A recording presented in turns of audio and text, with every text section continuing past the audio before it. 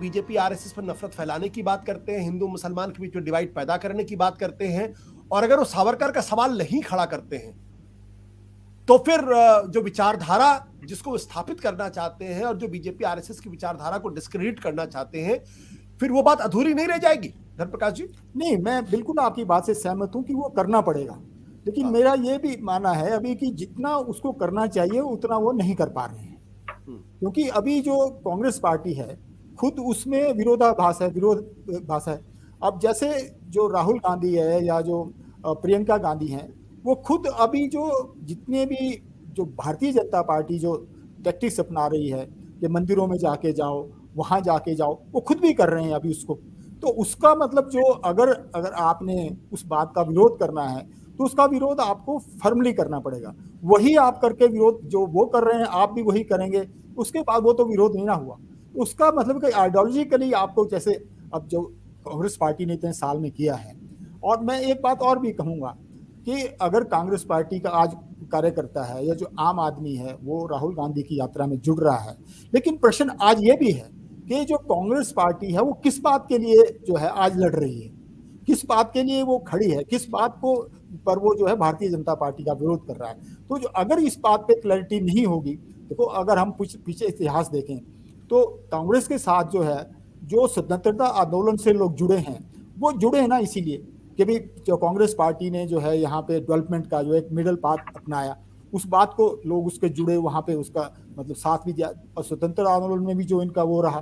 तो उसको अगर हम बात को आगे नहीं ले जाएंगे अपनी कहीं आइडियोलॉजी में, तो मुझे लगता है कि कांग्रेस पार्टी को जो है आगे आने वाले समय में एक अल्टरनेटिव बनने में थोड़ी सी मुश्किल आए। क्योंकि वैसे चुनाव जो है बहुत बड़ी मतलब एक वो होता है, उसमें बहुत से बातें आती हैं, बहुत कुछ करना पड़ता है आपको, लेकिन फिर भी एज ए पार्टी मेरे ख्याल में आपको एक आइडियोलॉजिकली क्लैरिटी कहीं ना कहीं करनी पड़ेगी, मेरा ये मानना। बट असद अब्बास साहब, जो अभी जो बात धर्मप्रकाश जी कह रहे हैं और उन्होंने ये सवाल खड़ा किया कि भाई आप भी तो उसी तरीके से कर रहे हैं, इसका मतलब आइडियोलॉजिकल क्लैरिटी नहीं, अगर आप भी मंदिर जा रहे हैं, क्या उसको इस नजर से देखना चाहिए, या राहुल गांधी या कांग्रेस पार्टी ये संदेश देने की कोशिश कर रही है कि हमारे लिए धर्म व्यक्तिगत आस्था का प्रश्न है, नफरत फैलाने का नहीं? और इसलिए गुजरात चुनाव के दौरान भी आपने देखा, जहां पहली बार ये शुरू हुआ कि वो मंदिर गए और तब भारतीय जनता पार्टी ने कहा कि ये तो नकली हिंदू है। तो एक धर्म का उपासक होना, दूसरा दूसरे धर्म के खिलाफ नफरत पैदा करना, और क्या ये बात राहुल गांधी स्टैब्लिश करने में कामयाब है या कामयाब नहीं है, या वो यही बात कहना चाहते हैं कि हम भी धर्म को मानते हैं, हम भी हिंदू हैं, लेकिन हम नफरत नहीं फैलाते?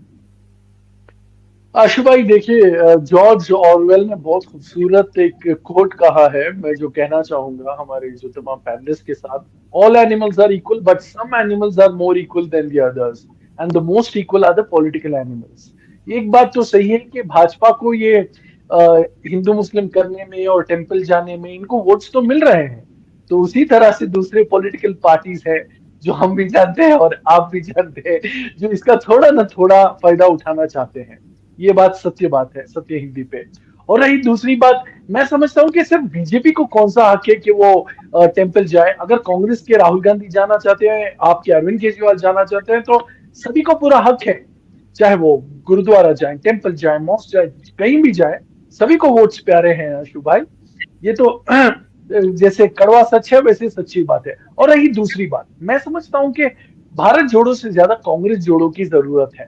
अभी बस 3-4 महीने में कर्नाटक जहां मैं रहता हूं वहां पे कांग्रेस, यहाँ पे चुनाव हो रहा है, यहाँ पे दो एक डेन बन चुके हैं, एक तो सिद्धरामैया और एक डीके शिव कुमार। ये काफी है एक दूसरे को खत्म करने के लिए और आराम से भाजपा को जिता देंगे।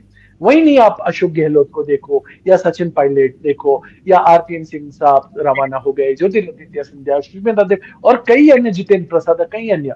मैं समझता हूं कि अच्छे लीडर्स जो हैं कांग्रेस में, इनको जोड़ना चाहिए ताकि कांग्रेस एक स्ट्रॉन्ग ऑपोजिशन दे सके 2024 में। ये नहीं हो रहा है कांग्रेस से। जैसे नीरजा जी कह रही थी, पूर्णिमा जी कह रही थी, एक इलेक्शन विनिंग ऑर्गेनाइजेशन बननी चाहिए कांग्रेस को, together with all the leaders. और दूसरी बात मैं कहना चाहूंगा, ऐसा नहीं है कि बीजेपी के जैसे कहते हैं हलक में हड्डी नहीं बनाई है भारत जोड़ो यात्रा। हिमंत बिस्वा शर्मा साहब जो रैलीज पे रैलीज कर रहे थे, क्या बताया उन्होंने, राहुल गांधी को सद्दाम हुसैन से कंपैरिजन कर दिया उनकी दाढ़ी को लेकर। ये जरूरत नहीं थी, बिल्कुल भी इसकी जरूरत नहीं थी, क्योंकि सद्दाम हुसैन जो हम सब जानते एक टायरेंट है, जिन्होंने बहुत सारे बेगुनाह लोगों की हत्या की है, बच्चों की हत्या की है, बूढ़ों की हत्या की है, उनके साथ कंपेयर कर दिया है। वैसे दूसरे लोग भी, कांग्रेस भी कुछ इसमें पीछे नहीं है। कांग्रेस ने भी मोदी जी का कंपैरिजन भी अन्य दूसरे टैलेंट लीडर्स के साथ किया है। बट बात यहां पर यह है आशु भाई कि कांग्रेस पार्टी को ये भारत जोड़ो चलिए एक अच्छी शुरुआत है 2024 के इलेक्शंस के लिए। इसके साथ साथ इन्हें और बहुत सारी रैलीज करनी होगी, सम्मेलन करना होगा, एक आर्किटेक्चर बनाना होगा इलेक्शन विन करने के लिए। उसके साथ साथ अपने जो वरिष्ठ लीडर्स हैं, नेता हैं, उनको सस्टेन करना होगा, वो कंसिस्टेंसी लानी होगी इलेक्शन जीतने के लिए। क्योंकि आज जो बीजेपी एक स्तर पर है, साम जी दाम दंड भेद, वो कुछ भी करेंगे इलेक्शन जीतने के लिए। तो अभी अच्छी बात ये हुई है, जो कांग्रेस के राहुल गांधी देखे जाते थे, आलू डालो सोना निकालो और ये I wake up in the morning at night, ये वगैरह, ये तो हट चुका है। एक उभरते हुए अच्छे नेता दिखाई दे रहे हैं राहुल गांधी। अभी इस सीरियसनेस के साथ आगे बढ़ना चाहिए ताकि ये मोमेंटम जारी रहे, बरकरार रहे, और 2024 का इलेक्शन जो होगा ठीक है। वो एक बहुत ही एक टफ फाइट दे। सत्य हिंदी का ऐप डाउनलोड करें गूगल प्ले स्टोर पर।